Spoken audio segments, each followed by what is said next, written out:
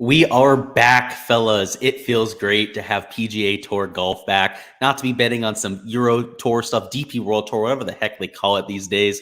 Nick knows about that. He's already down there in chat. But I'm glad to have the PGA Tour back. Of course, NFL season is in full swing, so real busy these times, but it's the best time to be a sports fan. So I'm enjoying it, getting in all of the sweats pretty much nightly at this point between golf and, of course, NFL with the primetime slates. But glad to be back talking PGA DFS. This time, it's going to be for the Fortinet Championship. We're going to touch on everything to expect going forward from the weather. We'll touch on all of the strategy going into the week, a few of the chalk players, and of course, my favorite part, all of your live questions. So I'm super hyped going into this week. If you have any questions, anything that you're curious about for this week, feel free to go ahead and pop it down in chat. I can see a few of you are already down there. We've got Nick who says, "What's up, man?" Already was playing golf before you were saying, yeah, you had the DP World Tour. He's one of those golf hardos that couldn't take a few weeks off. And honestly, I can't blame you. We got Top Shotta down there. What's going on? He's got Wook. So I like to see that. And you're a Falcons fan. So you had a wild week one. We'll say that much. Hell of a fight that y'all put up. That's for sure. I wasn't expecting that. Mark down there, Sway into Peach. What's going on, boys? Hopefully you guys are having a swell Wednesday evening, but let's get this thing cracking. Bring up the data golf sheet as we normally do here, and let's get on the same page with this golf course.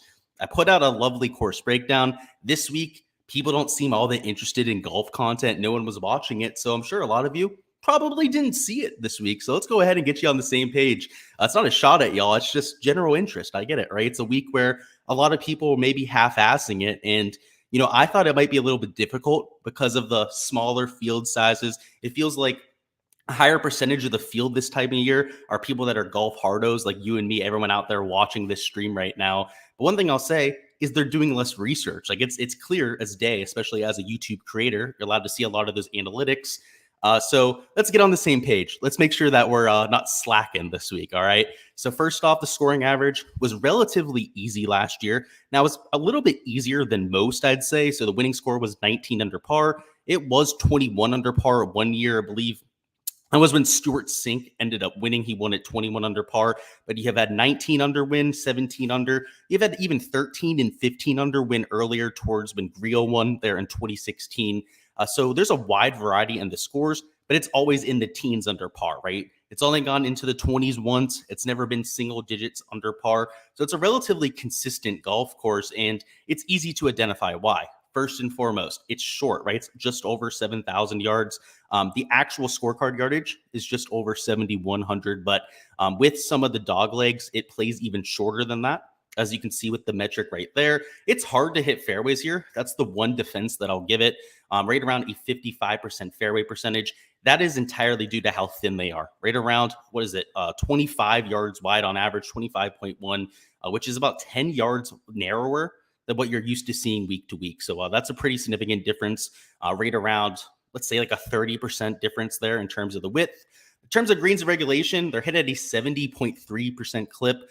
That's just above average. It's not like you're hitting a ton of greens around this venue. That is 12.65 for all of you prize picks people out there. And by the way, 55% fairways is 7.7 fairways. So for anybody out there doing research on that end, I've got you guys covered. But in general, this isn't a ball striking test. Even when you miss the fairway here, something we need to take a look at is this missed fairway penalty, which is only 0.31 shots. In last year at the Fortinet, the most birdies were made out of the rough out of any golf tournament. And again, it's only a 19 under par winner, right? So you have to understand there were tournaments that got close to 30 under par, like the Tournament of Champions, for example.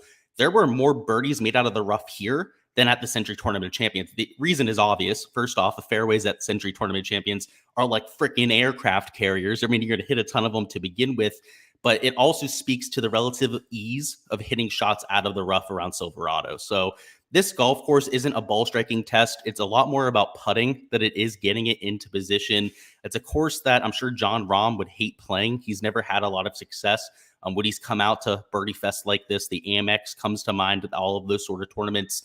And we're really looking for guys that are good on Ben Poa. That's the surface of the week here. And you can see there's one key stat. This is the correlation model, the within event correlation from over the last 3 to 4 years at the Fortinet. You can see around the green is a lot more important this week. Now, putting is right about tour average in terms of its importance, but it is the most important stat this week, so that's important to note. But the third most important stat after approach is number 2, which usually it's number 1, so it's a little bit surprising that putting would be down there at number 1. But number 3 is around the green play. That never happens. We almost never see that. I mean, even at major championships, US Opens, where, around the green matters a lot. Even at Torrey Pines, we've seen a huge correlation between around the green and some of the top finishers there. It's glaring. I haven't seen it. I just, frankly, when we go through some of these correlation charts, you usually see something like this with the accuracy, and that's a pretty significant deviation right there, where it's about, let's see, I don't know, like a 0.07 point difference between the correlation here and the average. Let's see, right here, it goes from just about 0.39 up to 0.5. I mean, that's a 0.11 difference. That's significant. That's something that we definitely have to keep in mind. So around the green, well, it's not a flashy stat. It's going to come into play for guys that are finishing at the top of the leaderboard. But more importantly, from the stat perspective, there were a ton of bogey-free rounds last year. Because it's so straightforward, it's a short golf course, it's resort style, unless you're missing wildly offline, there are going to be bogey-free rounds to have, and obviously around the green is an important factor to going out there and securing some of those bogey-free rounds, and also to make sure that you're going out there and taking care of the par fives. Now, I mentioned this. There are a few par fives that are extremely lengthy. You can see down here, the 250 plus yard approach bucket is used 12% of the time. That's because most players are going to have at least 2 shots in that range. And once you're in that 250 plus range, it's a crapshoot whether you're actually going to get it on the surface. So around the green play comes into play for most players on at least 2 of their par fives, if not 3 of them. And even if you're a bomber, you're still likely to miss one of those par 5 greens. But then also you have a few drivable par 4s that you're probably going to get it up there near the surface on, that around the green's important for just getting a birdie on that par 4, right? So pretty much no matter your skill set, getting up and down is going to matter, right? Even if you're an elite level iron player, right? That's not the point, right? From 250 yards, you're going to hit the green like 20, 30% of the time at the very best. And that's it. If you're an elite level player, it's going to be a factor. The weather, on the other hand, looked like it was going to be maybe a slight draw towards the AM PM a few days ago. That has definitely changed. Early on Thursday, it's perfect conditions, but also you see the same thing down there on Friday. And then on the afternoon on both days, it kicks up a little bit, right? So in the afternoon, you have 10 to 13 miles an hour of sustained winds there on Thursday. On Friday, it's almost the same story, right? It's 7 to 10 miles an hour. So perhaps slightly easier conditions on the afternoon there on Friday, but I don't think it's anything that we can look into too much, particularly because Friday is 2 days away, right? There's a lot of time between now and then for this forecast to change, for it to maybe get a little bit worse, or actually maybe even a little bit easier out there for the players. But I don't think there's anything, at least as of this second, that we can play in terms of a weather draw. So I'm playing it straight up. I'm not going to be stacking it too heavily in either direction. I'm thinking that in my set of 150, 15, maybe 20 lineups in either direction, that I'll go with a 5-1 or a 6-0 for an AM PM stack or a PM AM stack. But I'm not going to do anything more than that. Let's go ahead and bring up the player pool now. We'll also catch up on chat, see what's going on. And by the way, guys, the player pool for this week, I didn't make the stream version. This is going to be great. So give me 1 second here, boys. We're going to go ahead and quickly put this together. I forgot to do this. Again, we're first week back, just like some of these PGA Tour pros. They're probably going to look a little bit rusty, and I sure as crap do right now. So give me a second here. We'll get this taken care of. But hopefully everyone out there is having a solid day, is enjoying their Wednesday, getting ready to make some lineups. I have to go out here and black out the ownership because, unfortunately, boys, I can't give you guys the ownership here. That would be unfair to all the Patreon people. I'm also going to back out the player pool. So I apologize, everybody. I can't give you guys all the goods, but we're going to be set here in about 2 seconds. Alrighty, we're set to go. I'll share my screen. We'll get it up here. You are going to get to see my projections. So I guess there's a little bit of a give and take there. You're going to get to see a little bit more than usual there. But let's see what we got firing up. So got the Fortinet up. There we go. And let's catch up on chat, see what's going on. So down there, let's see what we've got. Top Shot says LMAO. Yeah, that Falcons game was crazy. Ricky says Thigala over Mont. I have no idea who Mont is. But yeah, I love Thigala this week. So I probably agree with you. Not sure who Mont is, though. Sway says, I'm curious what you're doing with Pendrith now that he's looking to be pretty chalky. You can't talk yourself off him. I tend to agree with you. So he's somebody that I'll probably still be playing. Look, dudes, the projections up there, they are beautiful. Again, normally I don't have all this up here, so I guess enjoy it this time around, boys. But obviously for the Patreon, they have these tabs completely full, right? Of my player pool, my projected ownership, all of that. But it'll be good to have the modeling over here to talk through all the players. That's pretty much what we're going to do here. So if you haven't been to these live streams before, what we're going to do is talk through the player pool, talk through some of the pros and cons of playing guys. And of course, if you have anyone that you want a deep dive on specifically, just go ahead and throw them down in chat. I'll go ahead. We'll look at some of the recent form course history if they have it around this venue. And again, I'll give you the argument for and against playing a lot of the people in the pool. Again, I'm not going to make the decisions for you. I have my poll in the Patreon, which you can tail if you want to, but it's meant to be a little bit educational. But we'll see. But with Pendrith specifically, I think I'm going to play him. He was a core pick. I talked about him going into the week as like the slam dunk play. And yeah, he's super chalky. Like, and I kind of expected that. I kind of mentioned that in the core picks video. I was like, he's going to be the one guy here, like I know is going to get a lot of attention, and I'm probably just going to have to eat it. And to this point, that's what I'm doing. So I tend to agree with you, man. It's hard to get off of him. DePeach says play him and get different elsewhere. Also depends on contest size. Yeah, that's perfect. Sway agrees there. Wilson says thoughts on Brandon Wu. I think he's all right. He showed us a lot of promise towards the end of last year. So I think that he's a good flyer pick towards the bottom of the 7K range. But I also don't think he's the craziest pick out there. I don't think that he's, you shouldn't go like 15, 20% on him. He shouldn't be a huge piece of leverage for you. He definitely comes with a lot of inherent volatility. Wilson says, congratulations, Carl Juan, for making your PGA Tour tournament, and Davis Thompson. Yeah, I have Juan in my player pool. I'll tell you about him. I like him a whole lot. And yeah, Davis Thompson, he showed up a few times last year. He was a sponsorship exemption. He didn't play consistently out here on tour, but when he got a few starts, he was close to first round leader one time. I remember that. And a few other instances, he maybe didn't get into contention, but he still finished in like the top 30, top 35. And he's a super young kid. So yeah, that's super impressive. I'm looking forward to it. Tabit says, you're not a 150 max player. The challenge is a lot of content here really leans MMA. Yeah, you try to modify the pull. Yeah, that's just what you have to do. If you're playing a single entry or going with like a 2 to 3 max, even a 20 max, and you're following other people's content, just pick the pieces that make the most sense to you, right? So, if they're giving you reasoning behind their picks, if you tend to agree with that or resound, have a lot of the same thoughts about a certain player, then play them in your pool, right? That's what I would say for sure. And you said you're excited for Juan. Yeah, he's definitely going to be a solid player. Mark says your NFL picks were a disaster. You need PGA winners. Hey, PGA is back. And by the way, I have NFL picks out there. We did pretty damn good here in week 1. So Mark, I'd recommend joining the Patreon then for week 1. We did pretty solid there. DePeach says, I know you don't attack round 1 showdown, but is this a good spot? Yeah, if you're going to play round 1 showdown, play all the morning guys. You have like 2 to 6 miles an hour of wind. It'll be more receptive conditions. I don't think you have to only play morning guys, but if you're playing like only 2 to 3 lineups or single entry, just take all the guys from the morning wave that you like the best and make a lineup. I really think it could be that easy. There's not going to be a ton of ownership on those players. We'll talk about Davis Riley later. Nick Mars says, how do you feel about Old Man Cooch? We'll talk about him too.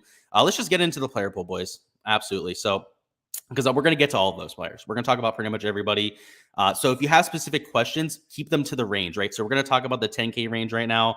So if you have any questions from, let's say, Hideki down to Davis Riley there with Mark's question, go ahead and let me know in chat. And by the way, I'm going to touch on Davis Riley. Don't worry about it. So up top, Hideki Matsuyama, at least as of right now, is fixing to be the lowest owned of all these guys over 10K, actually outside of Sahith. So of these top 3 options, and what I'm going to call them, I'm going to call these 3 players the Elite 3. You've got Hideki, Max Homa, and then you've got Corey Connors there. They're clearly the best players in the field in terms of pedigree. Made it to East Lake. Ball striking numbers are off the board for all 3 players. So if we look at the last 50 measured rounds, both are, all 3. So not just both, right? It's 3 things, not 2. We got to get our grammar down here. Gaining over about a third of a stroke per round. Off the tee, they're all gainers. You can see that Max Homa and Hideki, they're both gaining across all 4 stat categories. Max Homa is your returning champion. So he's naturally going to get the most ownership. He's also the most liked player in the field. And by the way, with DFS, if you think that a player's popularity doesn't matter, then I'll direct you down here to Ricky Fowler at $6,800, something like that. Ricky Fowler. something like that. He's $7,000 down here. I mean, if you look at his recent form, he's number 123, number 129 here at Silverado. He like hasn't made a cut in like a few months at this point, and when he hasn't done anything with it. He's going to be like 6% owned. I mean, anybody else with that sort of track record would be like 0.5% owned, right? So if you're trying to tell me that ownership doesn't matter, at least popularity doesn't matter when it comes to ownership, I'm just going to tell you that you're lying to yourself. It definitely does. So Max Homa going to be extremely popular. So I'm just going to fade it there because he's close to like 26%, at least as of right now. So that's going to be hard to get leverage on. I mean, if you want to, you got to play him in like half of your lineups, perhaps even 60% if you're trying to get closer to 2.2, 2.5x leverage. And anytime there's a past champion, you've probably noticed it at this point. I don't love playing them. I mean, it's very rare for a player to go back to back.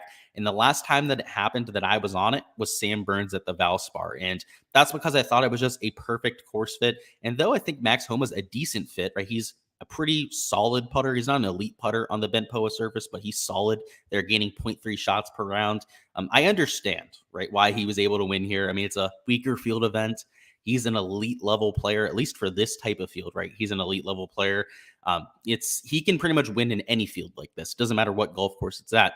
That's my thought process with Hideki, right? If he's going to be the lowest owned guy up here, he's clearly the best talent in the field. I mean, even in terms of Max Homa, like Hideki's a lot more talented than Homa. He's light years better than Corey Connors, in my opinion. And he's coming in the lowest owned. He's teeing off in the AM wave, so he gets to go out there nice and early tomorrow. If he's going to withdraw with the neck, we're probably going to know before lock because he also has a relatively early tee time. The only thing keeping me off of him are these bent POA numbers. In last year, I didn't play Hideki at this exact event because of his bent POA numbers. And if we take a look at the course history here, you'll see that I fell flat on my face. He finished in 6th place. He clearly figured it out on the greens. The ball striking was the reason that he was carrying himself to a top 5, top 10 finish, was in contention there on a Sunday. I'll be behind Hideki Matsuyama. So I'll definitely give you guys that pick. I think that he makes a lot of sense, especially since he's the lowest owned of all of these top 3 options. The one guy I'll definitely not be playing, and I went over this on my fades video, is Corey Connors. I mean, he lacks upside. And if you look at his track record over the last 2.5 years, it's a lot of top 10 finishes when he goes out there and pops. Doesn't really finish in the top 3 all that often.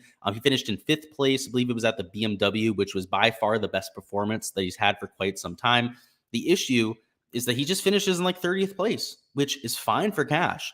I mean, if you're playing in, a head-to-head, that sort of format, Corey Connors is absolute money, right? He doesn't burn you all that often, doesn't miss many cuts. In fact, me fading him is not me saying that he's going to miss the cut this week. In fact, I almost guarantee you that Corey Connors makes the cut. In fact, he's one of the highest made cut percentages of anybody in the field. I have him at 73.33%, but that's beside the point. I don't think he's going to win this, and I don't think he's going to finish in the top 5. He has just shown us time and time after again that the putting falls apart on the weekend. He gets under pressure. He reverts back to a negative putter like he has been for his whole career. And though over the last 50 rounds, he's been a lot better. In fact, he's been a positive putter. It's never been an elite level. You've never seen him gain 3-4 strokes to the field. It's always him gaining like half a stroke to a stroke, right? And he mixes in the negative tournament from time to time because that's Corey Connors' baseline, right? If you give him a large enough sample size, you're going to see him just dig more and more into the negative until, when you're looking at like a 2 to 3 year sample size, Corey Connors is one of the worst putters on the PGA Tour. And sure, he's came a long way since then, right? He's gone a lot better over the years. He's just still never had that top end upside. Like his ball striking can be great, right? It's like Kyle Stanley. A few of these other ball striking phenoms, like a Doug Gim, for example, that can go out there and just stripe it time and time after again. Having that lack of putting, especially under pressure, is an issue, particularly for somebody that's in the 10K range. So maybe if he was like $9,200, even like $9,500, I'd be a little bit more interested in playing Corey Connors. Also, if he wasn't mega chalky like he is on the slate, I believe he's like number 3 or 4 when it comes to total ownership. So that's going to keep me off of him. I still love Sahith, McNeely, and Pendrith. The one guy that we need to talk about, I guess, is Pendrith because of the ownership. So I know that Sway mentioned him a little bit before, but $9,800, he's your mega chalk. He is your highest owned player on the slate. I believe him and Homa are 1 and 2 when it comes to their ownership. I think Pendrith might have just slightly higher ownership than a Max Homa. but I think it's well warranted. He's like that one piece of chalk that I'm eating. I'm going to have to play him in a ton of lineups to get the leverage that I'm looking for, and I'm going to be doing so. He loves Ben Poa. The recent form is outrageous for somebody like him. I mean, look at this. 8th. He made the cut at the FedEx at least. Okay, that was his floor, right? Is making a cut. 13th, 2nd, 11th, 13th place finish. Like I mentioned, his floor over the last 6 events is a 68th place finish, which, would suck, right? He's $9,800. We'd hate to have that happen. But more often than not, he's finishing in the top 13. And in a weak field like this, and you got to remember, a few of those events had a weak field, right? Barbasol, Barracuda, sure, weak field. Rocket Mortgage, stronger field than we have this week. Wyndham, stronger field than we have this week. That's for sure, right? That's the last event of the PGA Tour schedule. A lot of people trying to get into the playoffs. And then the 8th place at the BMW is the one that really sticks out. That's a WGC level field, and he finished in the top 8. So, I mean, he's more than proved it to me. Those extra performances at the Barbasol, those alternate field events are just the icing on the cake for me. I mean, I'd rather see that than not, right? If he's going to show up to those events, he might as well go out there and finish in the top 13. And I don't see a reason to fade him. Unlike guys like a Corey Connors that I can make legitimate reasons not to play, unlike guys, let's see, like Rio, who we'll talk about in a bit, who I can make reasons not to play, a few other guys that we're fading here up top, I just can't find it for Taylor Pendrith. In my thought process when it comes to fading players is you don't just blindly fade them, right? Ownership is important, but unless you can envision a scenario where they go out there and fail, then don't play them. And sure, Pendrith, could have a horrible week putting. He get hit at OB 5 times. It's golf. Crazy crap happens. But when it comes to his optimal lineup percentage, right, at least based on what I project, it's higher than his ownership. And that's rare for somebody that's above 20%, right? That doesn't happen very often. But given the strength of the field, his price, I think he's also cheaper than he should be here at $9,800. He's one of the rare pieces of chalk that I'm willing to eat. And you know me, guys, I hate chalk, right? I hate the chalk as much as the next guy down the street there. But I'm not going to be playing them, that's for sure. Let's catch up on chat, see what's going on here, boys. We had a question about Davis Riley, so let's touch on him here specifically. So Davis Riley, he's had a really rough go of it of late. So if we take a look at his recent form here, you're still the issue. So 54th, 31st to the FedEx. Okay, that's decent. 13th at the Wyndham. We like to see that. Missed cut. Even over the last 50 rounds, so giving him a relatively large sample size, he hasn't been that elite level player, right? He's gaining 1/3 of a stroke per round off the tee, 1/3 of a stroke per round on approach. He's been decent with the putter, and on this surface specifically, he's been dog shit, right? Losing over a stroke per round. I'm okay. I'm like lukewarm on him. I'm okay with you playing him. I don't think it's the best play on the slate. I think that he brings a lot of risk to the table, but he's also still being relatively high owned. However, I also think that, fading him is risky as well, right? And so I can't give you whether I'm playing him this week or not, but in either direction, I think there's a lot of risk. So he's kind of a spot that is going to make everyone uncomfortable, right? Whether you're playing him or not, you're probably not going to feel pretty good about about what you're doing. That's just what Davis Riley is this week. He's that wild card that's probably going to go out there, either trunk slam over the first 2 days like he did last year at the Fortinet Championship, or end up in the top 5 and everyone is wishing that they played him. So that's what I'll say, Mark. He's a tough guy to get right. Let's see what we've got about Cooch. Well, we'll talk about Cooch here in a bit, but I like Cooch here. Anytime we get a short golf course that's all about putting, that is going to definitely draw me towards Cooch. Chris is asking about Molinax. I am fading Molinax. So I'll talk about him now since we're close enough here on the player pool. My reasoning with Molinax is that I thought he was on a heater to end the year, playing well above his expectation. Now that he's had a few weeks off, has not been able to sustain that momentum that he had going. I expect him to return at least a little bit closer to his baseline. Now, I don't think it's going to happen all at once. I still think that he'll be a decent play, but now he's $8,300. I think he's the highest owned player in this range. Let me see. Let me confirm that. Yeah, he's the highest owned player in the 8K range. So, if, as the chalk and now a more expensive range that he's used to being in, that's going to be a spot that I'm fading. So I feel pretty good about that. I'm not going to be on him this week. Anointed says, hi, Luke. Hope you're well. Yeah, doing well. Hopefully you're doing well too, Anointed. Your knowledge is great. Question, if you play chalk and have a low 7K and high 6K, doesn't that differentiate you enough? So everyone's going to play a low 6K and lower 7K, right? Everyone's going to have to take value picks in their lineups. It's about which ones that you take, right? So if you're taking somebody that's going to be a little bit popular, so just to give you an idea down here, right? So like Chris Gotterup is going to be one of the higher owned value picks in this range. Not necessarily, right? Even in a smaller field contest, if you're playing in like a 5,000 to 10,000 entry contest, that's still probably an issue, right? Because even in the 6K range down here, there's going to be a few pieces of chalk. And just to give you an idea, right? So, I mean, Daffy's not going to be highly owned. Let's see. I know there were a few guys that were drawing a little bit of tension in this range. Maybe not. There's not. So in this 6K range, I think you're right? You're going to be able to take somebody that's relatively unique. But if you're in a large field contest and you're still taking guys like Gotterup, you're taking the chalky pieces up top, I wouldn't count on being unique. You're going to have to maybe leave a little bit of salary on the table. It's crazy. In those 10 to 20,000 entry contests, it's a lot more than you think. It's a lot easier to duplicate yourself because a lot of people are on the same projections. DePeach says that's what you were planning to do. Nice. Wilson says, what's the website where players get talked up? It's on my Patreon page. So it's in the description there. It's the Patreon/Gsluke. It's on there. Anointed says Hideki, I believe, is psychologically motivated to win and get revenge for the DQ. Yeah, hopefully, right? He can go out there and get back on track. But he played well last fall swing. So I think he might be onto something there. He plays these fall swing events to go out there, win, rack up a lot of early FedEx Cup points. They served him well last year, got him into the top 10, top 15 of the FedEx Cup rankings there through the postseason. So definitely agree there. And it says Pendrith chalk when he had the lead on Sunday, choked. Yeah, so he doesn't have to win. That's the thing I like about him, though, Matt, right? Because he's $9,800, he's your second man into lineups. And, you're hoping your 10K option ideally wins, right? Sometimes it's the 7K guy that ends up coming through and winning for you, but you don't need him to win. So I'm okay with that, right? If you're betting him outright, you might have to worry about that, though. So he says Pendrith can still place second and still be good. He could still probably finish 5th or 6th place and still be pretty good for his price.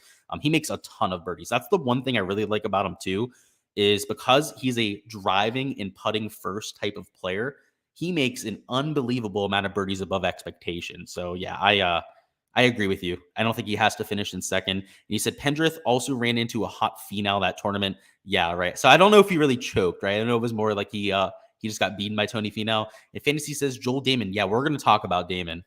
Hey, we got to keep that between us a little bit, though, Fantasy, because I don't want that many people playing Damon this week, right? He's a good play, but hopefully at low ownership. So, yeah, we'll talk about him a little bit here in a second. So we talked about most of this 7K range. Again, I still love Sahith and Maverick.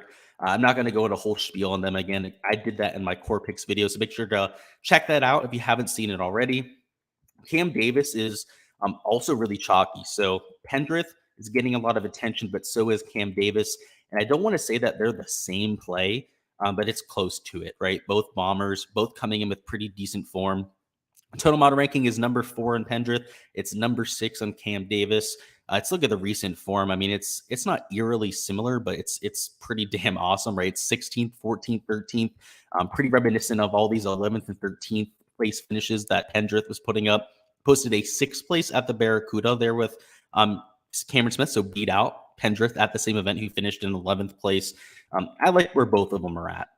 So I don't want to tell you if I'm playing Cam Davis, but you could probably figure it out.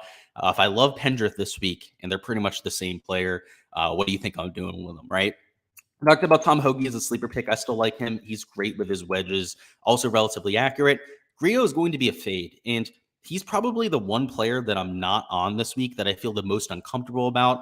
But I also think that he might be the one who's sneakily the highest owned, because all of the content that I've seen, everyone thinks that Grillo is going to be this like sneaky pick. And across some ownership projections I've looked at, they have him closer to like 17%. Some of them have him closer to like 12, 11%. I have him closer to 17, so on the higher end of that spectrum. And I think it might be higher than that, because there are a lot of people that are really tuning up Emiliano Grillo this week. And sure, he's won at this event, but that was 6 years ago at this point. So he's a completely different player at this point than he was back in the day. And ever since that performance, people love to forget about this, love to ignore this. I mean, that's the beauty with stats, or say the ugly part of it, is they love to ignore the negative end of it, right? Where he has a missed cut last year, missed cut in 2019, 29th. Okay, he made a cut, but he didn't do anything with it. 41st, same thing. 28th place finish. He's a 9K golfer. Much like, we want Pendrith to win, but he doesn't have to win, but he still has to finish in like the top 7 to get close to the optimal lineup. Grillo can't be finishing 25th. I mean, that's why I won't play Corey Connors, right? Because Corey Connors has issues with getting to that ceiling performance. And sure, Grillo has done it once in his life, but more often than not, he doesn't get to that ceiling. And I think he's just being steamed through the roof. I mean, if he was $7,500, if he was like 8, maybe even like 10, 12% owned, I might even still be willing to get leverage to him. But now that we have to take like 35 to 40%, he's $9,200. Just, I got a weird feeling about it. And the reason why I say I kind of feel bad about it is he's won here before. He's clearly proven the other side of it right before, right? But look at the recent form, right? Since then, he hasn't been that same sort of guy here, right? His best performance, a 28th place finish. So I'm betting on the long-term sample size. I'm betting on what's happened more often than not at this event over the years, not what's happened back in 2016 at a specific event. So that's what I'm going to say about Grillo. I think he's full gold. I mean, look at the last 50 measured rounds for him. He's slightly gaining on approach. He hasn't even been ball striking it well, and that's what he's known for, right? So, obviously he's been volatile. He's had a lot of losing days with the approach play, which, if Grillo's losing on approach, by the way, he has no chance of making the cut. That's literally what he has to have going to even have a chance at making the cut. And the putter's been a positive, which you're not going to see very often. So I'm very adamant about not playing Grillo this week. We'll see if it ends up working out. Again, I don't feel great about it because he's won here before. But I have my reasons. That's for damn sure. Moving into the AK range, we do have Brendan Steele, who I won't be on this week, but he's been striking it beautifully. He just cannot make a putt for his life. In fact, I believe it was 4 or 5 events ago, went out there and lost 12 strokes with the putter over 4 rounds, which is pretty much hard to do. You're not going to see that ever happen. So I'm going to be off of Brendan Steele. I think that he is broken with the putter. He's played extremely well here in the past. I believe, has he won here before? Yes, he has. It was back in 2018. Yeah, he's won here before. I mean, kind of like Grillo, right? And this is kind of like the moral of the story here with course history. All right, so I think that these two players are perfect examples of it. Right, Grillo win and then dog shit for 5 years. Steele wins and then just kind of dog shit for 4 years. Right, just making cuts. So let's find a good example of this, like Wyndham Clark here, for example, who's 33rd, missed cut 30th. Don't think that he can't win this event. You've seen it in the past. Like, people have just come out of nowhere, had no course history. I mean, even Trey Mullinax, right? Like, I'm fading him this week, right? But don't say that his course history is the reason that you're not playing him, right? I didn't bring up his course history when I was talking about the reason to fade him. So don't make that part of your process. I think that course history this week, I don't want to say that it's irrelevant, but it almost is. And that's why somebody like Denny McCarthy, for example, who's also had a lot of trouble, right? Missed cut. I'm still willing to play. I mean, you've just seen not that much correlation between a player's success here in the past and how they've played here in the future. So why would I worry about it? When Denny McCarthy is a great play, he loves the Ben Poa surface. So over there at the Travelers, he's played well. Rocket Mortgage, he's putted well over the years. Just hasn't found it at this venue. So maybe he'll find it this time, right? It's the same surface. Sure, the green contours might be giving him a little bit of trouble, but it's Denny McCarthy, world's best putter. I have all the confidence in the world that he can get there. He can figure it out. All right, let's catch up on chat, see what's going on. I don't want to get too far behind down there. Chris says, for a single round contest, do you like the guys that tee off first? Absolutely, because of the fast pace. It's not so much about the fast pace as much as the playing conditions. So usually there's lower winds in the morning. That's just a general trend that you see with weather all over the place, not just on the east or west coast. You also have more receptive greens because of the dew on the ground. They water the greens overnight. So in the morning, they have a lot more moisture to them. Throughout the day in the sunlight, that'll evaporate, right? They'll get a little bit firmer and faster. That's what you hear a lot of the announcers talking to. So it's not really the pace that draws me to guys that are teeing off early in the morning. It's more so the conditions. And, if you want to add the pace too, because they don't have to worry about waiting for people ahead of them, if they get into momentum, a little bit of that trance flow state, as some people would call it there in sports, then so be it, right? That's also a factor. But I think it's a little bit more about the conditions. Wilson says, dude, that was such bad sportsmanship. Broncos versus Seahawks with the fans. Yeah, they were booing them, but is what it is. I understand it. What's going on, Chill Robots? Hopefully you're doing well. This guy puts out fire Prize Pick stuff, by the way. That's definitely, we're going to get to Prize Picks later, by the way, boys, after the DFS stuff. So what's going on, Chill? Wilson says they booed. Yeah, they were giving Russ a lot of crap out there. Nick says, are you doing a live video? I'm thinking I might. I'm thinking I'm going to do a preview where I go through the golf course and then I talk through the DFS slate for round one. So look out for that tomorrow because it starts on Friday. I'm thinking about it. No promises though, Nick, but it's definitely in the works. Hopping back into it though, Troy Merritt is just like way overpriced. I mean, pretty much everybody here, like Troy Merritt, Molinex, Justin Saw, I mean, even guys like Noren, Wyndham Clark specifically, all of these players are way more expensive than they should be because DraftKings had to fill in this 8K range, right? There's some top end guys. I think it ends probably at Davis Riley, where all of the guys $9,400 and above, like we understand why they're at that price in this sort of field. From Tom Hoagie, I think Justin Saw is really like the real tipping point there. From Justin Ha up to Tom Hoagie, all these guys, it's like, what the hell? Like, why are they priced in this range? Why do I have to pay this much for these players? And the result of that is all of them are low owned. So if you're looking for any sort of pivot, take anybody in this range. And the highest owned player in this range specifically, I believe, is Molinax, who I have right around like 16, 17%. And then number two, believe it or not, is the newcomer Taylor Montgomery, who is the one piece of chalk in this range that I really like. And Taylor Montgomery, I want to be early on him because he looks like a 9K range type of golfer. He's been unbelievably consistent on the Korn Ferry Tour, isn't even playing all of the starts that he was eligible for out there, and was finishing in the top 10 like every single time. Like he'd start, finish like tied for seventh, take a few weeks off, go out there, finish tied for ninth the next time out. So it's not even like he got on a heater, was riding it for a few weeks. It's just like this kid's an absolute stud. He's just better than everybody else out there. Earned his tour card without posting like 3 or 4 wins. Did it with consistency out there. I love Montgomery. I think that I want to be early on him. I did a lot of research on him from the Korn Ferry Tour this week, and everything points to him being the class of the guys that came out this year. So I'll definitely be there. He wasn't the leader in terms of points, but given the amount of starts that he played, it was a lot less than most other players out there. It's impressive, the sort of metrics that he was putting up. Webb, I liked him as a core pick, so I'm not going to do a whole nother spiel there, but I still like Webb Simpson. Dietrich's coming over from the DP World Tour. A lot of his stats look good because of strength of field issues, right? Over there on the Euro Tour, a lot easier to gain strokes to the field, but still impressive that he's gone out there and posted half decent stats for quite some time. I mean, he's like a top 20 player on the DP World Tour, which should translate to probably like a top 60, top 70 player on the actual PGA Tour. So I think you're getting a decent price tag on Dietrich. In terms of Justin Suh, this kid was in college, I believe, like a year and a half ago. He's extremely raw, very young. He's played on tour a few times before. He ended the Korn Ferry Tour season on an absolute heater. Kind of like Taylor Montgomery, like every start was like a top 10 finish, top 15 at the very worst. I just don't have the same feeling about Suh as I do Montgomery. Like you look at the Montgomery stats, when you look at a lot of the people that have watched him play and like talk about the type of prospect that he is, Montgomery is like Will Zalatoris level. Like people are like, oh wow, this kid's gonna be something on tour, right? Justin Suh doesn't get that same type of hype. So maybe it's just hype and the people are behind Montgomery and we're gonna be all wrong when we go out there and play Montgomery over Suh.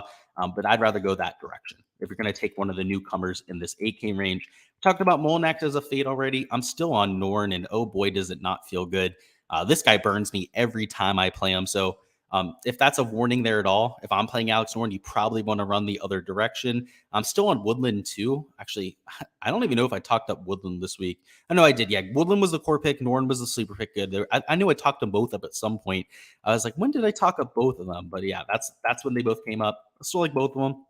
Moving down into the 7K range, there's a lot of guys here I like, but there's also a lot of chalk here. So especially towards the top and middle of the 7K range, chalk in this range is like anywhere between 7 and 10%.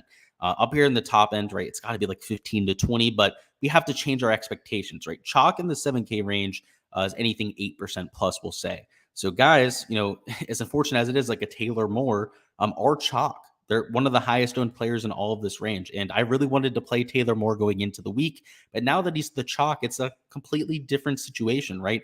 I liked him the most, but not when he's twice as owned as, let's say, somebody like a Kuchar, right? Who I promised Nick that we'd talk about. I love Kuchar at this course. It's a short course, right? So it takes away that handicap that he deals with from time to time. He's a great bent POA putter, loves his wedges. The form has been decent, right? He's number 22 in the field when it comes to recent form ranking.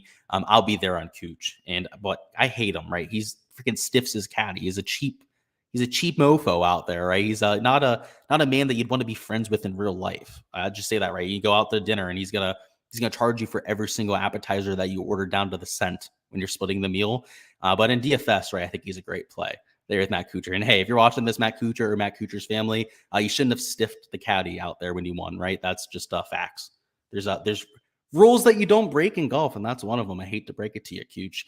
Wilson says, horse racing fan here. Love it. What do you do on your Facebook for sports? I post all of my updates so that people know when I'm going live and all that sort of fun stuff. I do that on Instagram too. It's a little bit of a newsletter board. Anointed says, where do you get info for Corn Ferry Tour players? Not many players have databases for it, but I get it from the Corn Ferry Tour itself. Jack Fisher says, Hideki, Riley, Moore, Smalley. I guess that's your lineup. Okay. Sack says, let's freaking go Neesmith. Yeah, I know you're all in on Neesmith this week, so I'll be there too. But yeah, you're definitely going crazy on him this week. I know you. You're probably going to take him in half your lineups. What's going on? Says Nick. And Anointed says, I've heard Woodland was hurt, and that's why he wasn't playing well. I don't know if I buy that because early in the year, Woodland, especially during the Florida swing, played really well, and that was supposedly right after he returned from injury. And then he was dog shit for like 3 to 4 months. So yeah, I've heard that too, Anointed. I'm just not sure that I buy it because he played well before he played bad. And that was immediately after returning from injury. So if anything, he probably should have played his worst golf then and then played himself into form. And that's not what we saw. So I kind of have my doubts about that. Mark says, you're right about Cooch. He didn't pay up until the backlash. Exactly. There's just rules that you don't break. And if you break them, you're probably going to be hated for life. Patrick Reed broke one of those rules too on national TV, and now he's a clown for life because of it. Is what it is. If you make bad decisions, you get clowned for it, right? That's how life works. Let's move down to the middle of the 7K range. If you can't tell that I don't really like Cooch, but I'll be playing him, that's for sure. I got to put my personal vendetta aside, right? This is DFS. I got to make money here. I got to make sound decisions, right? Not emotional ones. I like Adam Long still. Loved him as a value pick. We'll still be there for sure. Not going to do my whole spiel again. Streelman, I still like as well. Had him down as a sleeper pick. He's coming in with form. He loves the bent POA surface. That's the same type of greens that they have at the Travelers. And the crazy thing we saw this year is his putting going into the Travelers was pretty sorry. So if you look at his last 50 measured rounds, it's not quite as strong as we're used to seeing. You can actually see he's a loser over the last 50 measured rounds. Well, at the Travelers, he gained like 7 strokes putting. And that was the first week that he got back on bent POA. So, yeah, you play Streelman when you get on the bent POA surface. Let's see. I don't even know what his course history is like here. Let's see. 3rd place finish. Last sign me up. Yeah, like I said, you play Kevin Streelman when you get him on the bent POA surface. His course history here at the Rocket Mortgage and at the Travelers specifically, especially the Travelers, is through the roof. So it's something that I've noticed over the years. I've played it over the last year and a half on DFS, and I'll continue to do so. It's worked out pretty well. And that's why I don't remember his course history, because it was through the roof. It was just a no-brainer when you look at that, when you want to go to play him. Love Lipsky still. He's gaining about half a stroke per round on approach. So he's, I think, by far the best approach player in this range. So just to confirm that. Yeah, 0.52 shots gained per round. Smalley's up there. Same thing with Mark Hubbard. And it's no surprise that both of those guys are in my player pool too. Approach play, though it's not the end all be all this week. You know, we started off the live stream looking at the golf course. I'm talking about how it's not really a ball striking fest. It's a lot more about the putting. But hey, approach play is still the name of the game. You're still going to have to gain 4 or 5 strokes to the field on approach to go out there and win a golf tournament. And he also brings the putter to the table. So I like what we're seeing there. Still love Jaeger. The recent form has been electric for Jaeger. Also a great putter on the surface. Towards the bottom of the 7K, still love Mark Hubbard. I got my eye on Patrick Rogers too. And he's kind of like the opposite of a Hubbard, right? You know, he's long off the tee, whereas Hubbard's a lot more of a positional player. But what I like about Rogers, and it kind of seems silly, right? He's long off the tee. He's good around the green and with the putter, right? So on the par 5s, he just has to blast it off the tee, blast it up near the green, and then get up and down. I think he's going to eat the par 5s alive just because of that alone, let alone some of the drivable par 4s that he's going to be able to stiff with his length. I think he's a sleeper pick. I think he's a risky damn play, Patrick Rogers. You got to know that every time you play on that. It's going to be one of the riskiest mofos that you can play on tour, but he pays off in bunches sometimes. This range from Svensson down to Hodges. So all 4 of these players I really like. So I can't play all 4 of them. I'll tell you that much. I'm playing 3 of them though in my player pool, but all solid course fits. I mean, Hodges, Turan, and Svensson specifically all are gaining a ton on approach. So you'll love to see that with those guys. Neesmith, I know Zach mentioned him a little bit earlier. Gotta love what he did in 2021. I mean, had multiple top 10 finishes, was a lot more consistent with going out there and making cuts. I believe, what did he make it to? The BMW there with Neesmith? Let's go ahead and check on that. 70, what's he at? $7,100 Neesmith.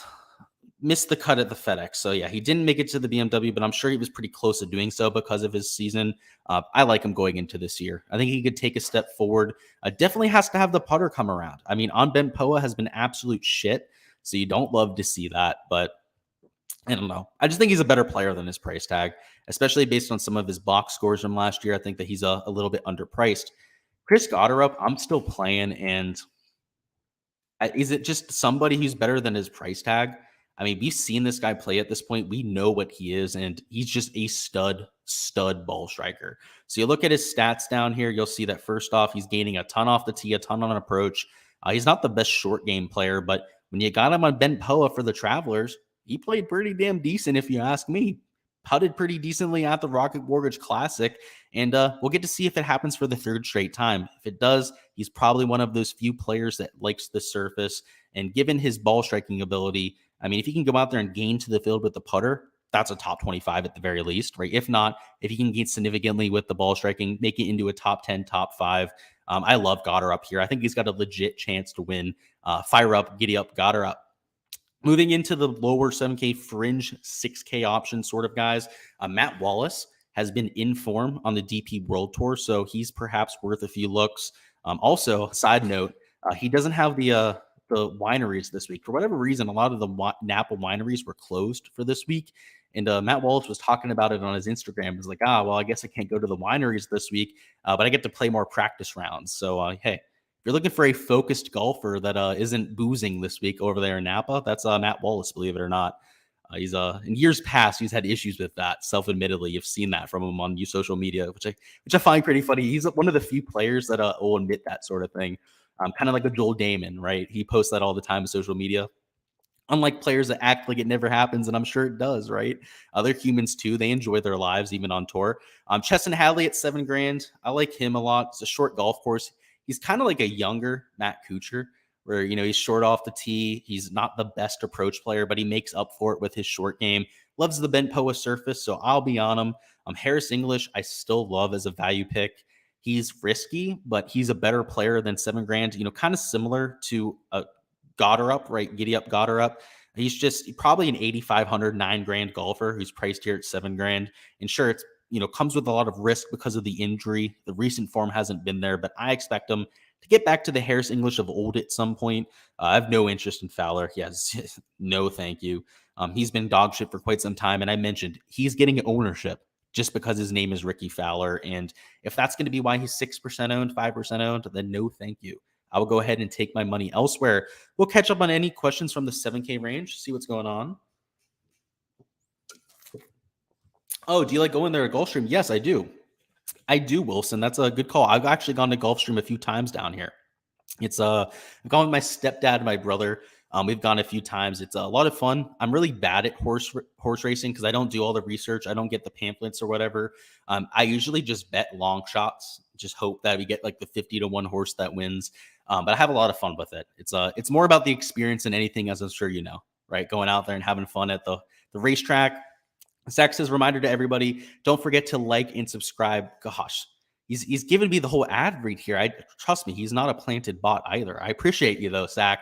Don't forget to like and subscribe and join his Patreon for more info. I love it, Zach. You're my boy. Fancy says, I just like to say the name Carl Wan. Yeah, and you're going to get used to his name. Him, Taylor Montgomery. We're going to talk about a few other guys on the 6K range that I think might be studs out of this class. And this is a perfect time to talk about it. Last year, guys, on this exact stream, I talked about Cam Young as a really deep sleeper I liked. He was like $6,300 here. He was also like 0.7% owned. I played him in 25% of my lineups last year, missed the cut. Davis Riley was a little bit more expensive. He was a lot more hyped than Cameron Young, so he had a lot more ownership. I played for like 25% of him, missed the cut. Taylor Moore, who of course now is chalk this year, right? Same situation. He was actually the most expensive. He was like $7,700 last year. I played him in a bunch of lineups. He missed the cut. And who else? There's a few other ones. I played Sahith, but he made the cut and he finished in like the top 15. So that was great with him. But there was a lot of these young players that I was on last year because it's not that hard to identify them. And I want to start here before we get into the 6K range. It's like people are going to look at this and get overwhelmed, be like, oh, who are all of these new players? The data's out there, right? If you go and you look up the game logs for these players, it's not difficult to see how they've done on the Korn Ferry Tour over the last 10 to 15 events. And how I identified Cam Young, Davis Riley, Taylor Moore, Sahith Theegala last year as guys that I had to play was just by looking at their last 10 events. The guys that were like consistently finishing in the top 10, I played. It was really that simple, right? When you don't have shots gained metrics, they go back to the bare bones stuff and it worked out well. So I'm going to do that again. And we're going to talk up a lot of guys here that maybe you aren't really familiar with, but you might want to because there's a good chance that they're actually good players. It's just latest says, I'm watching, but I'm way behind. Can you dive deeper into Michael Kim? Yeah, we're actually about to do that right now. So for sure. And then Ben Griffin, you're perfect with your timing there, Layla. We're literally about to talk about a few of those guys. And the crazy part is both of those players are guys that we're going to talk about, that I'm kind of talking about in some of these sleeper picks. So I love it. Travis says, no player has lost more money than Mr. Rogers. He's made me a lot. I feel like I get him right a lot more than I get him wrong. But I have my share of guys like that. I mean, Xander comes to mind. He loses me quite a bit of money. Alex Norn is like, I'm just paying the rake every time I play Alex Norn. We definitely have that. Nick says, can we talk about Dude Wipes? Yeah, we'll talk about Harry Higgs, a good old Dude Wipes ambassador. By the way, perfect partnership, right, between Dude Wipes and Harry Higgs. I can't think of a more perfect marriage there. Wilson says, Luke, I said, if you want to gamble on horse racing to understand odds, yeah, for sure. The odds, like I like doing some of like the place and stuff like that, finish up there in the top 3.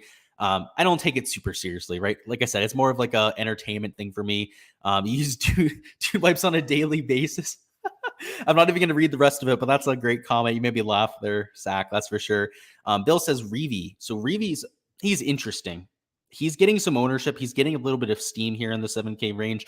I don't hate the play. I'm not personally going to be on him, but I understand it, right? Accurate off the tee, short player, so kind of like a Kuchar, these shorter guys that I'm taking, I think he can get away with it. One thing I'll say is I do worry about his putting, right? Like he deals with issues with the flat stick. So it's not just a short golf course, right? That's not the only reason that we're getting to players. It's also a putting contest, right? So I think he might fail on that end, but I think he could do a whole lot worse. I've seen a lot of people on Ches Reeve this week, and a lot of sharp people that I respect their opinion on too. So I wouldn't want to talk you off of that. Anointed says, who are some of the long hitters that you like? And do you think they have an advantage? I don't think this is a bomber type of golf course. So I will say that. I think it's a lot more of a short plotters type of golf course. I think you can be a bomber around this track, but I don't think it's the strategy that I'm looking for. I'm much more looking for putters. I'm much more looking for wedge players than I am players that are long off the tee. But just to give you an idea of some of the bombers, okay, I'm actually going to go down low because up top, a lot of them are long off the tee. That's not why I'm getting to any of those players. But down low, for example, where's Brendan Matthews? Brendan Matthews, $6,200. He's super long off the tee. So if you were looking for bombers, he fits that. Brent Grant, one of the longest players on the Korn Ferry Tour. You could take him at $6,300. Let's see who else we've got. I'm trying to look for the new players because the bombers in general, right? I mean, like, I don't got to tell you to play guys like Wyndham Clark, like a Brendan Hagee, for example, right? Like you know this at this point. You guys know that he's a bomber. I guess that's it. Taylor Montgomery hits it a long way. Carl Wan, like I have to mention that he hits a country mile. So a lot of the new guys, like all these Korn Ferry guys, like hit it a mile. So if you're looking for bombers, just take a lot of the new players. That's kind of what they do these days over there on the Korn Ferry Tour. Mark says Fowler got a lot of merch and a hot chick, but he doesn't have the game to back it up. Honestly, I think most players out there on tour would trade their game for Ricky Fowler's life in a heartbeat. So yeah, we can't really talk too much shit about Ricky, right? He's pretty much got the dream life out there. Wilson says, you can bet on 2 horses in a horse rating. Yeah, I know you can do like even 3 or 4. You can do like a trifecta, all that sort of fun stuff. There's a lot of wacky stuff they do out there. It's hard to hit, but some of the odds are crazy. Jack says, what do you think of Alex Smalley? I think he's all right. He's striking the ball well. I do worry about the putting numbers on Bent Poa. Nick says, can we deep dive Brian Stewart course history? Yeah, we'll look at his course history. I hope he missed the cut every single time. I honestly don't know what his course history is. You already know I made him a no without looking at it. Oh my God. Of course he's played well here. But you know what? I hope we see more of what he's done last time. Okay. I hope we see a lot of these missed cuts. Hopefully these 4 straight made cuts were just a thing of the past. And now we can get 4 straight missed cuts. That's what I have to say about Brian Stewart. And by the way, if you're new around here, I hate that guy with the burning passion, Brian Stewart. So that's always going to be my my treatment there with him. And I hope he's watching. Brian Stewart, you take an hour to hit your golf ball. You make everyone behind you play for an extra half an hour to an hour. You waste their time. You waste their life. And frankly, we all hate you for it. So maybe you might want to get a little faster out there with your play. And when it says do players on the Korn Ferry Tour play on easier courses, they do. A lot more bomber oriented. So that's why I mentioned a lot of them are good. Mark says Sam Stevens. Yeah, he's one of the young players you can get to. What is he, like $7,000, something like that? Let me see. If we haven't gone to him yet, yeah, we haven't gone to him. I'm going to talk him up here in a second, but yeah, I like Sam Stevens. We'll get there. MJ Daffy, yeah, we'll talk about. Yeah, let's go ahead and just get into the 6K range because I can see a lot of questions are funneling in on them. At the top of the 6K, there's a few PGA Tour regulars I like getting to. I mean, like Austin Cook's been pretty decent. Same thing with Hostler and Pan. I don't think you can go wrong with any of those 3 players. Shorter players like a Pan and Cook clearly get an advantage at this golf course. But even Hostler, because of his relative inaccuracy off the tee, might be able to lay up a little bit more often here and get away with it. But what I like here are some of these newer players, right? Like a Michael Kim, for example, who in terms of recent form ranking is number 1. And that's obviously entirely because of his Korn Ferry Tour stuff. He's gone out there, I believe, made like 19 straight cuts. He's been outrageously good on that end. And he's not some new kid on the tour, right? Like Michael Kim's been around. He's like a dinosaur at this point, right? So, there's the new kid on the block, Korn Ferry Tour people. And then there's the players that are just in form. And Michael Kim is the guys that are just in form. So I think you can play him this week, but he's not going to go out there and like win this week. Like I think he's probably going to finish in like 30th, 35th place. So if you're in cash, if you're in a single entry 2 to 3 max, that sort of tournament, I think he's a lot more viable in those than he is a large field GPP. Will Gordon, he kind of disappeared from the PGA Tour. So if you're new to PGA DFS, you might not even know who Will Gordon is. I'm talking to you out there, Nick, right? I don't even think you know who Will Gordon is. He was decent. He played the Travelers like 2 years ago, and he finished in the top 5. He was in the running to getting his special card. You guys remember like the special way that you can get your card via getting FedEx Cup points? Will Gordon almost got to that level, and he came up a little bit short, and then you never saw him again for like a year and a half. He's a good player, and finally, he went to the Korn Ferry Tour, earned his card that way. I think you're going to see a lot of them going forward. I think when he first came out here, he was a little bit of raw of a prospect, wasn't really ready for the PGA Tour stage, but now he is. So if you haven't heard of Will Gordon before, you might want to get used to him. I think he's going to be one of the young players to keep an eye on. MJ Daffy, though, I don't want to talk about him here too much. I kind of regret talking him up as a value pick because this kid's a stud. MJ Daffy might be the best player that now has a tour card out here. He qualified for the U.S. Open. I said it was the Open Championship on my value picks. I was incorrect there. Sorry, it was the U.S. Open. Like he was leading there at one point.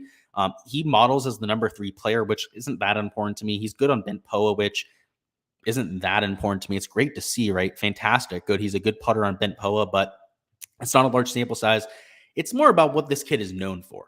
And he came out of South Africa. He was a young prospect out of there that everyone was talking about. He's like the next South African prodigy. Goes over to the DP World Tour, plays pretty well. A lot of these international tours, like I forget what they call it, like the Sunshine Tour down there in Africa, just dominated it. Every tour he's been on absolutely dominated it. He's Monday queued for a few tournaments, so he's played on tour a few times because he's Monday queued. He got into the U.S. Open via one of the Open qualifiers. There's something to be had for these guys that can go out there and just qualify at any event. Because when you're out there and you're playing against like 1,000 other people for like 1 or 2 spots, you have to have the ceiling of all ceiling performances. And this guy qualifying for all these events isn't him having a ceiling performance. It's him just being better than everyone else by a long shot and him having slightly better than average days, right? That's his quote unquote ceiling performance compared to everyone else out there in the field. I love guys like Daffy. And in fact, there's a few other guys like him. Who's the other one? I forget his name now. He's going to be on tour a few times this year. He qualified like 1 million times last year, Monday queued. Now I can't remember his name. It'll come to me here in a second. He Monday queued like 6 times. We played him like every time he made it into the field. Gosh, someone's got to remind me of that. Someone's got to know who I'm talking about. I talked him up here like that's really going to bother me that I can't remember that guy's name, but is what it is. Let's finish off the 6K range here, though. We're already going an hour strong, so we've got to end this here shortly. But I do like Matthias Schmid. He's a DP World Tour player that has a lot of pedigree. Harry Hall, a long hitter off the tee. So if you're looking for one of those Corn Ferry Tour bombers, Harry Hall is going to be your guy. But anytime he's played on the PGA Tour, it hasn't gone all that well. It's been a few Monday Qs for Harry Hall where he's gone in there. But I do think he's a talented player that you can take a shot on. Somebody mentioned Joel Damon earlier, and I really like him here. In terms of his pedigree, he's a much better player than $6,700. He likes himself a short golf course, is self-admittedly not the best player off the tee. Pretty solid approach player, decent putter, maybe not on bent POA, but we're getting him in the 6K range in a dog shit field, right? So you're getting what you're paying for. I do like Joel Damon this week.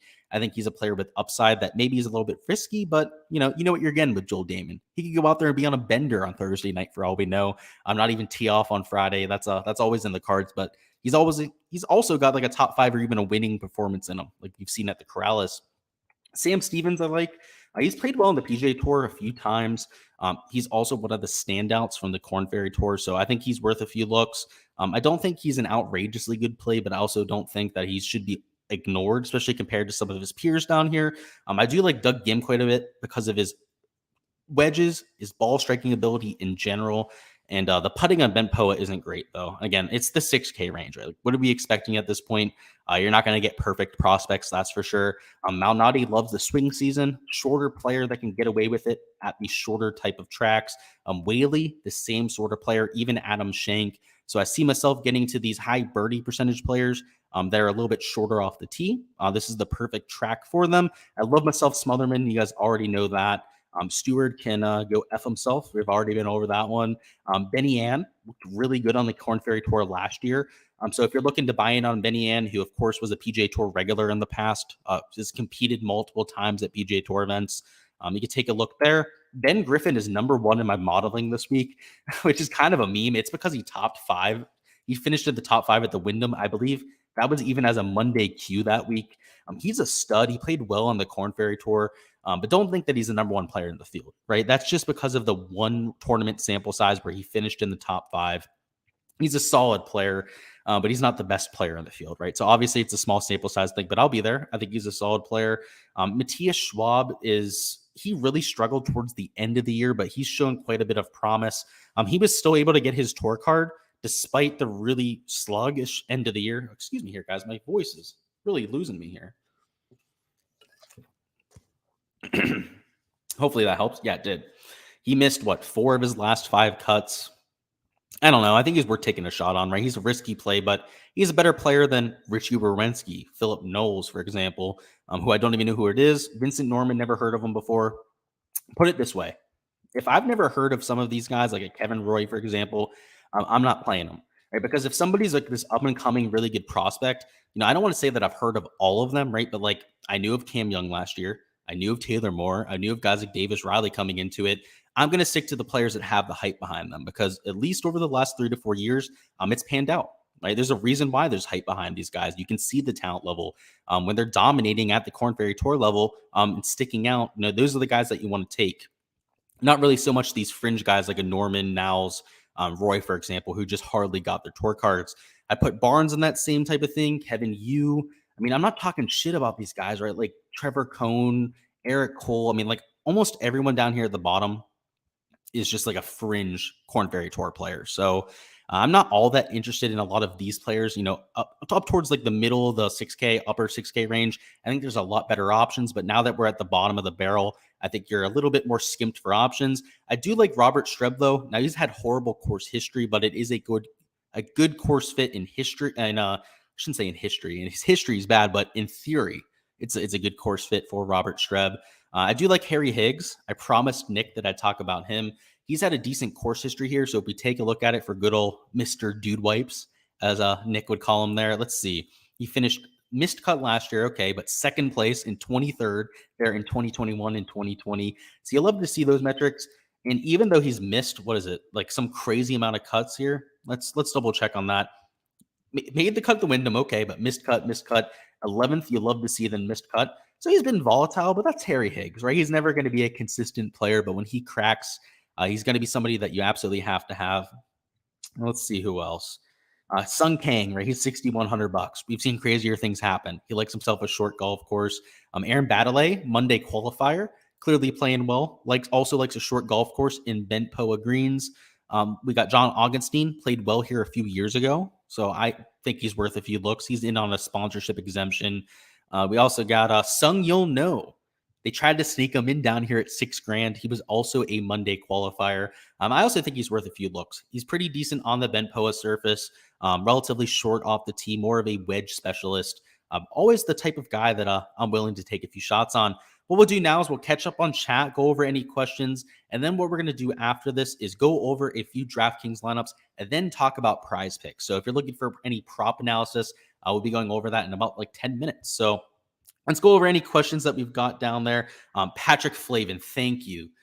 Like, that was actually bothering me that I couldn't think about him. Like, I was like thinking, I was like, who is that guy? It's like, it was on the tip of my tongue. Thank you. It was Patrick Flavin. And it wasn't Buckley I was talking about. Yeah, it was Patrick Flavin.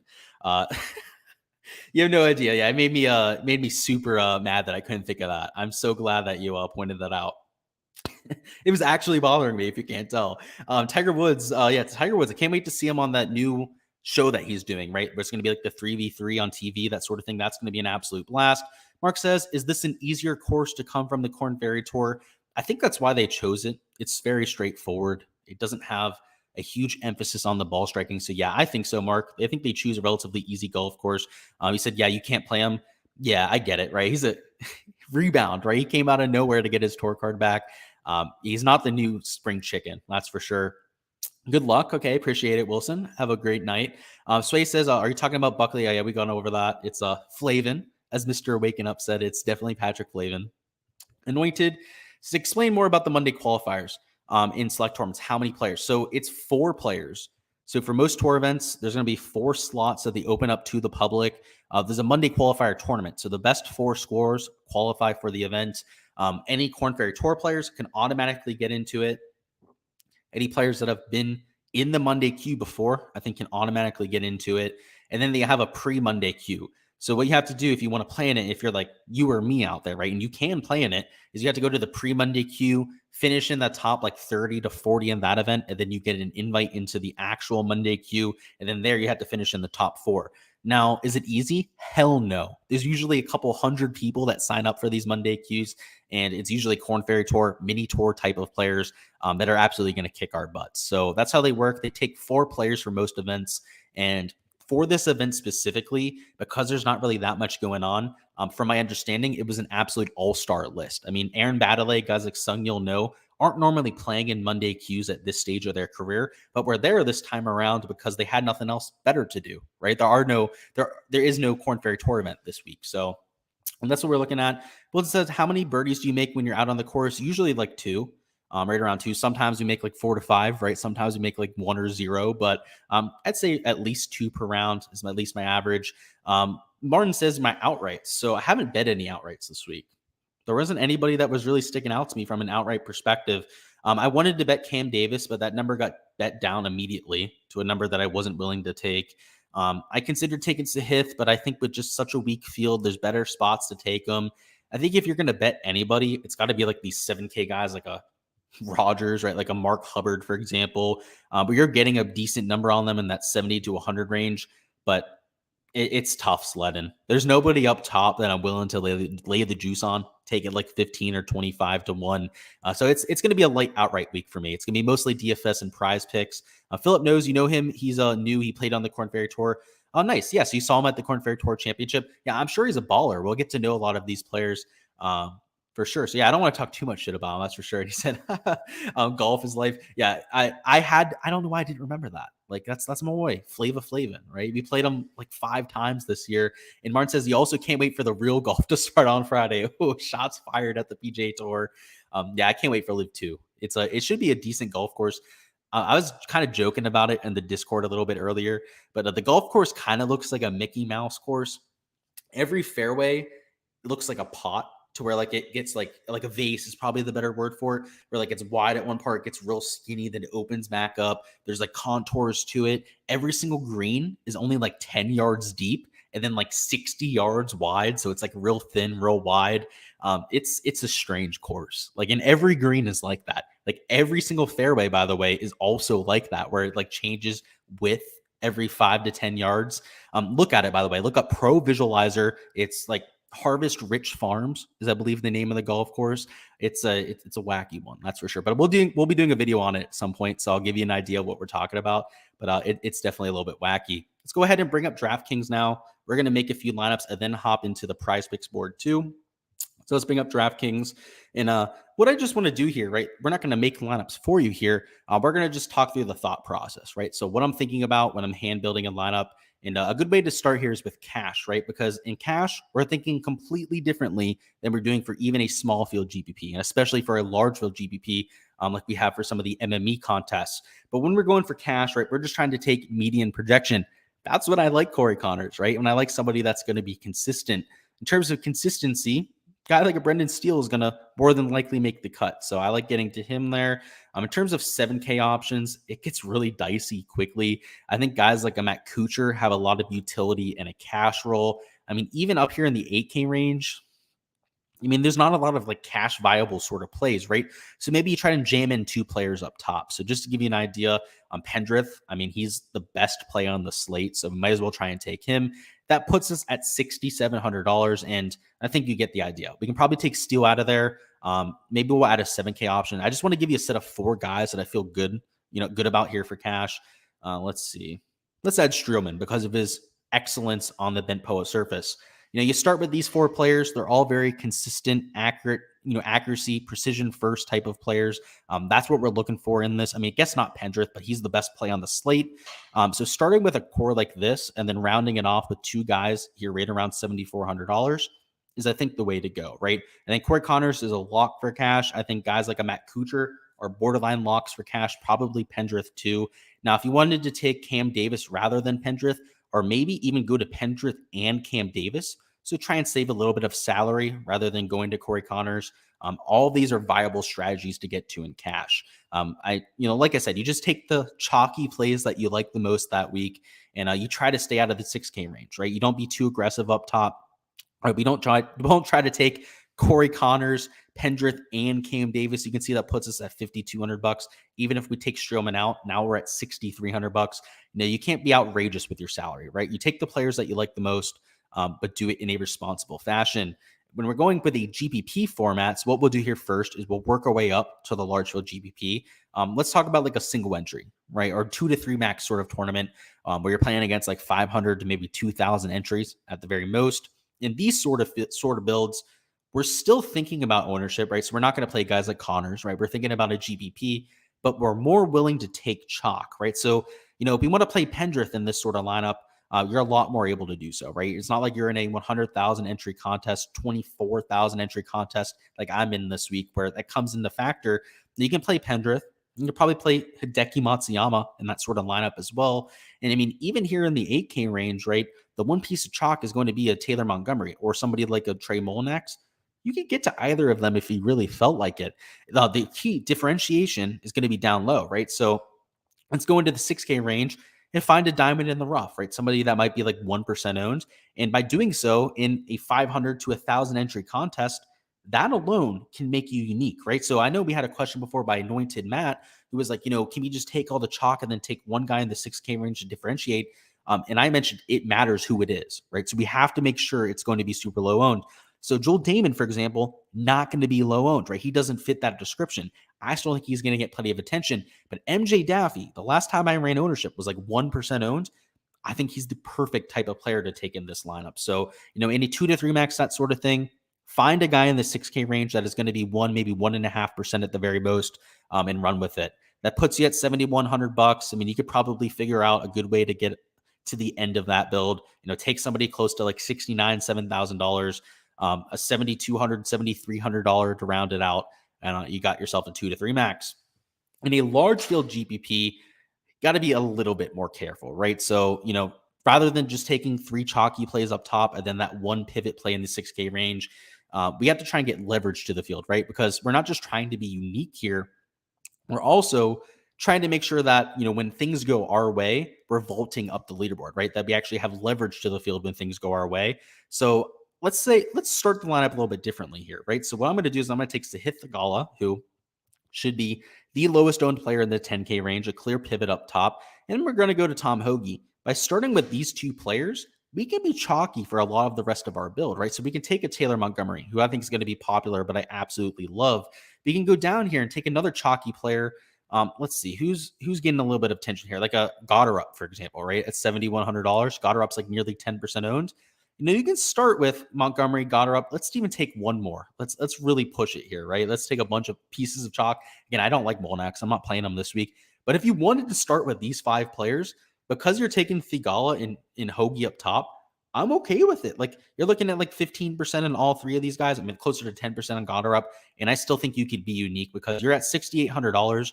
And unless you're taking maybe Buckley, would be like one of the few guys you might be duplicated with there. You get to Daffy, you get to Shell and Schmid, one of these guys that's going to be like 1-2% owned, and he should be good to go. So that's why, up top, especially for my 150 max pool, which is what I post there on Patreon, I'm starting a lot of lineups with guys like Theegala. McNeely, for example, that's going to be a little bit lower owned.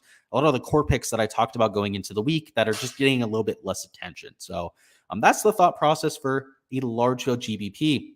What we're going to do now is go through the PGA board. So actually, I'll see if there's any questions on DFS before we hop into PGA. So 1 second down there, boys. Let's see. You're taking Corey Connors. You crapped all over him. I'm doing it in cash, man. That's for the cash lineup, Mark. It's not for GPPs. All of my picks are dependent on contest, right? If somebody's chalky, right, you want to take them in cash. And like I mentioned earlier, Corey Connors is the cash game hero, right? He's always finishing in the top 25, top 30. That's just not what we want for a large field GPP, right? When we're playing against 50% of the field, just trying to finish in the top half, just getting our 6 guys through the cut is enough, right? But in the 100,000 entry contest, getting our 6 guys through the cut, sure, that's great. You're in the top 5% at that point, but you still have to beat 100,000 other people, right? So that's the idea, man. It's all contest dependent. Everything is in DFS. You should never just be blindly entering your favorite players. It all has to be with ownership and all that in mind. Mr. Waking Up says, Nate Lashley thoughts. If he makes the cut, the more often than not, he's a really good DK scorer. Yeah, he makes a ton of birdies. He likes himself a short golf course. He played well at the Rocket Mortgage Classic, which also has bent POA greens, which, Detroit Golf Club, also a similar setup when it comes to the off the tee. It's my number 1 comp this week. I like it. I like it a whole lot. Good at comp courses, short off the tee, likes the bent POA surface. I think you're onto something there, boss. But what we'll do here now is we're going to hop into prize picks. So we're going to go category, just talking through how I'm evaluating the board, right? We're not going to talk about all my picks. If you want all of them, they are on my Patreon page. I have a whole write-up for every prop, for every category, how I'm using them in lineups, all that sort of fun stuff. But let's talk through it here. I'll give you the general top-level ideas here, right? So you can make your own cards. With birdie or better, I think there's a lot of overs to be had. And I would probably avoid guys like Hideki and McNeely there at 5. I would stick to 4.5. There's a few guys even at 4 that I like taking the over on this slate. And the thought process is, first off, there's 4 par 5s. 2 of them are reachable by every player in the field. The other 2 are reachable by anyone that can hit it over 300 yards off the tee. And then you have 3 par 4s that are less than 365 yards. So for bombers, let's say, give you a good example here, like a Harris English, like a Cameron Davis, like a Sahith Theegala, for example, they're going to be able to have at least, 8, 9 birdie opportunities, probably within 10 feet. It's just about them going out there and taking advantage of them. So I like some of the overs here. I mean, down here at 4, guys like Woodland, Bo Hostler, they're also relatively long off the tee. So in terms of birdie production, I am looking for some of the bombers here. But in terms of like actual scoring, I mean, you're still going to have to get up and down. Your wedges are going to have to be there. You're going to have to convert with the putter. But especially when you have all the elite tier guys on the board, right? I mean, all these players are well within the top 25 to 30% on the board. You're just starting to split hairs at that point, right? And at that point, I'm looking for the guys that are a little bit longer. In terms of strokes, I think it's a relatively fairly priced board. The reason why I say that is the guys that are playing in the morning, which will be the easier conditions, are a little bit priced down. So like Luke List, Alex Noren, for example, they're not as good as players like a Max Homa, who's playing in the PM wave, yet they're at the same strokes number. The reason for that is when they're teeing off. So unfortunately, prize picks, was getting a little bit better with the strokes board there, but I do like Hideki under 69.5. So rather than taking the over on his birdie prop, he has to get the 6 birdies there. I'd much rather go over here to strokes and take the under and go in that method. I still like Homa there at 70. I think he's a decent play there at under 70 strokes. But towards the bottom of the board, right, just to give you an idea, like Stuart Sink is not a better player than Webb, right? You look at the DraftKings pricing, it's pretty simple. But he's playing in the PM wave versus Sink playing in the AM. So that's why he's 0.5 strokes behind. So again, they're coming along on a lot of these lines, which is annoying for us because it makes it a little bit harder to bet. In terms of birdie or better matchups, we're just going to avoid talking about it because there's nothing really top level I can say, right? It's all about the individual matchups. If you want my picks for birdie or better matchup, you're going to have to check out the Patreon. In terms of greens of regulation, they're hit at a 12.65 clip, and that's on average for the field. So you've got to consider that this is like the top 25 to 30% of the field when it comes to their pedigree. So they're probably going to be a little bit better than average when it comes to their fairway percentage. So I'm taking a lot of unders, right? So even though they're better than average, right, they're probably going to average like 12.8, 12.9 greens at the very best. You have guys at 14 greens. Corey Connors was 14.5 just a few days ago. So somebody I took the under on for sure. That's why it got bumped down, right? So of course, a lot of people tail my action and sometimes things get bumped. That was one of them. I like taking the under at a few other PM guys, like Chris Kirk even, you could take an under. Webb Simpson at 12:43 p.m. I could take the under on him. Jason Day, for example. There's a lot of unders that you can take there. So I'd be taking a lot of unders on greens. And honestly, it's the same thing for fairways. So we looked at the numbers before. 55% of fairways are hit around Silverado, which is just 7.7 fairways on average. So a lot of the board is a lot higher than it should be, especially for guys like Harris English who aren't that accurate off the tee. Alex Noren comes to mind. A few of them got bumped down, like McNeely was at 8. Same thing with Cameron Davis was at 8 fairways. He got bumped down. We were taking unders on all of those players. Ricky Fowler at 7.5 is a great spot to take an under. Even Gary Woodland. It's a lot of fades to be had on fairways and greens. And then, like I mentioned, a lot of overs on birdies. I mean, those are the 3 categories I would focus on the most for everybody out there. And you can get a lot of 12.5x cards, right? So if you take like 3 overs here, for example, and then go over here and go to greens of regulation, just take 200. So by the way, guys, I'm not looking at the props I'm entering, right? I'm just clicking random props here. So don't think this is like a card that I want to go and enter. I already have all of mine in. It's a 12.5x payout, right? So that's how I would handle this slate. I would take your overs on birdie or better, fade these other 2 columns, and I think you'll find quite a bit of success. So that's all I've got for the live stream. Went way longer than expected, but wanted to bring you guys all of the content. Really excited for this week. I'm entering 300 lineups myself. So I'm in the big $5 25K to first GPP. And then I'm also in the smaller one that only has 5K entries, is 2.5K to first. So I can get a little bit of extra exposure, right? It's our first week back, so I'm excited for it. But best of luck out there to everybody with your own lineups. We'll see if there's any questions before we hop on out of here. Let's see what we've got. Mr. Waking Up says, oh, we already got that. No idea what you're referring to there, Justin. Okay. Randy says, hey, Luke, I think I might have found an edge. Notice who's teeing off together. I think they'll be competing with each other, especially if you have chalk players playing off together. There's always something to that, right? Because if you've ever played with your buddies and had like a really good round and they're playing well too, you can feed off of another player. It can happen in the opposite direction too, right? Where somebody's really dragging the group energy down. It's just hard to predict that, right? Because you can correlate lineups, you can play players from the same pool, but you never know if it's going to go well or go poorly. So if you're okay with bringing on that risk, understanding that you're going to have times where the correlation goes south and times where the correlation goes your direction, then so be it.